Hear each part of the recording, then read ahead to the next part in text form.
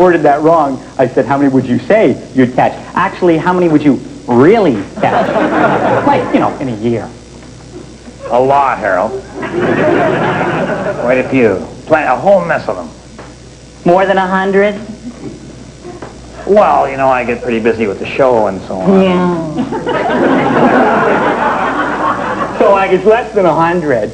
What's more than 10? More than you, Harold. I caught one last year. All right, we tied. Bill had asked me to go fishing, and he said he'd bring the boat. I don't believe that's technically a boat, Bill. Oh. So now all we gotta do is load all the stuff into the boat. So it's now later that day. We're going out fishing. The fish are probably finished and are at home watching one of the soaps. Anyway, fishing, you gotta just kind of get into a mindset. You just relax, kind of wrap your legs around the cooler and go for it. So I'm just trying to enjoy myself, and the way to do that, of course, is to ignore what Bill's doing, which in this case was a bit of a mistake. Bill, you're hooked into the rubber raft there. Come on. Later that day, and by golly, those things get heavy when they're full of water, as does Bill, as does my hat. What do you got there? Medical cushion. What's that for? What is that, Bill? Is this some sort of a diversion from fishing? What's the idea? What are we doing here? Well, there's a bit of an example of over-packaging, I'd say. Or so is this show. What are you doing, Bill? You gonna blow that up? We can't get in there. That's not big enough for us to, no matter how much you... Okay, Bill, I know, but still, it's not nowhere near...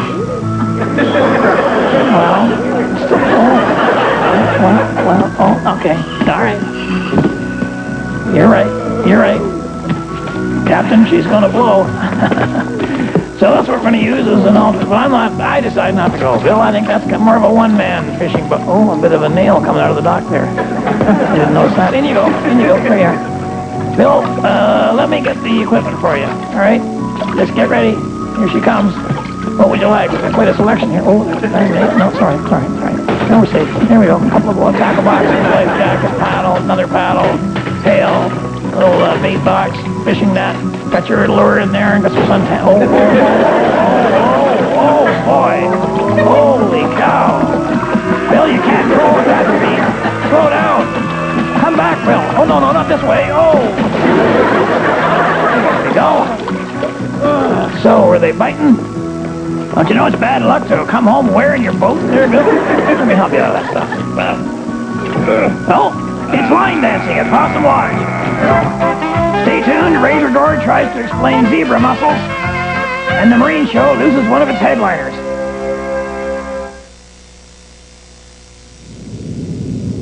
Moose Can Fly, by me.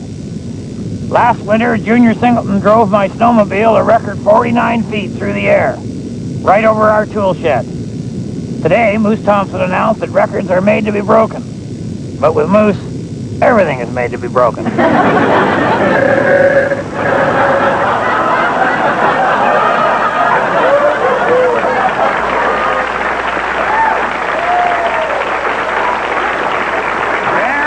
exciting stuff now. Buzz Sherwood and Moose Thompson have flown off to bring in Flopper. And everything's fallen into place. It's pretty darn exciting. Got a lot of other acts, too. We're going to start off with Old Man Sedgwick and his dancing bass. And we got Junior Singleton's Magical Minnows. And then we're having a medley of songs from The Little Mermaid, sung by Sally Struthers. Wow. You really got Old Man Sedgwick dancing bass? Yes, we did, Harold. And I just booked Smelt Boy. That'll be Stinky Peterson. Wow, you found a smelt costume. Wasn't necessary, Harold. Anyway, Flopper, of course. Flopper, the musical manatee, he's still going to be the star of the show. And they said variety television is dead. But Uncle Red, who are you going to get to direct Flopper? Well, Flopper, that's Flopper's sister. She's his manager, and she directs all of his live performances. Oh. Okay, live, sure. But, you know, has she ever directed a network television show before? Yeah, I believe she did the third season of Who's the Boss. Anyway, they're all arriving later on today, and they're going to warm up in Possum Lake. Oh, yeah, but Uncle Red, Possum Lake is fresh water. Well, fresh water, what am I saying? But no, it's like, it's unsalted, you know, and manatees live in salt water, so... Well, there's a job for you on the show. Really? Yeah, go salt up Possum Lake. I love show business. It's time for the nature talk part of the show. We're here with our good friend, Ranger Gord. Hello, civilization. Yeah.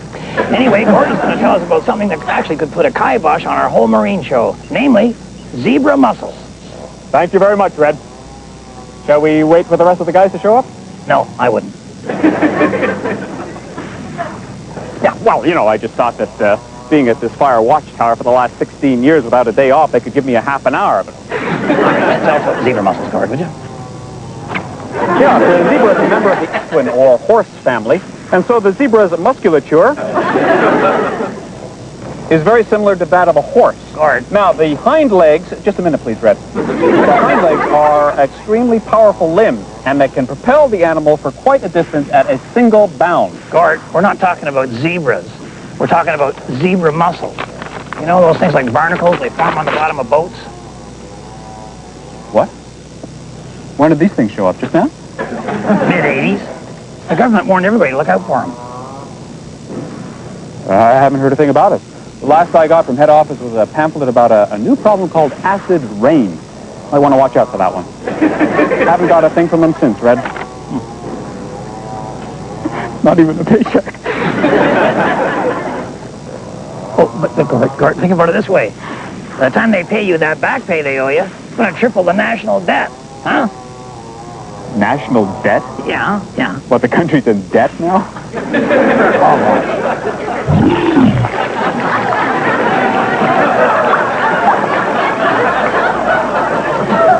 Well, Flopper and Flapper are not going to be part of Red's Water Wonderland Marine extravaganza. Well, I just salted up Possum Lake. It's like the Dead Sea out there.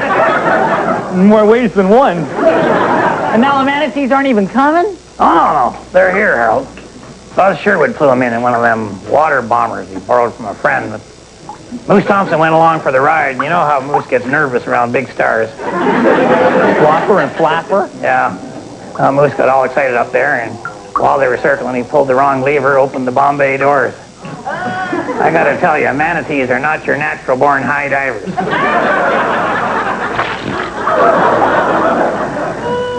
4 tons of belly flop. Oh, no. Why is it the big stars always go down in plane wrecks? Why? Why? They're not dead, Harold. They're just, well, they're a different shape now. Oh, well, I bet you, he probably can't balance things on his nose anymore. Oh, you gotta be kidding. He could balance a piano on there. It's like a helicopter pad. But Flopper has decided to retire from show business, so I guess we're gonna go back to the old red-green show the way it was. Oh, so who's going to, produce last year act, Uncle Red? Well, I spoke to his sister, Flapper, but she wanted too much money. It's me! Oh, yes, it's me. You will not regret this. Yes, I do. Oh, Cried and Possum. Oh, it's meeting time. Where are the guys here? You go ahead, Harold. I'll be down when I get dried off. If my wife is watching, I'll be coming straight home after the meeting, and I'm bringing a picture of a sea cow autographed. If you can give that to your sister, the resemblance is unbelievable. And to the rest of you, thanks so much for watching. Until next time, on behalf of myself and Harold and the whole gang up here at Possum Lodge, keep your stick on the ice.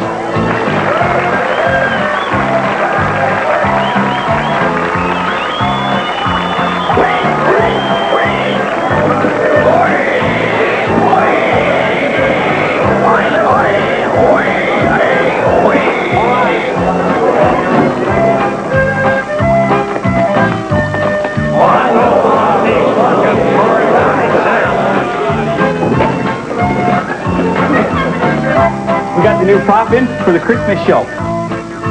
Schindler's Christmas List. Find out more about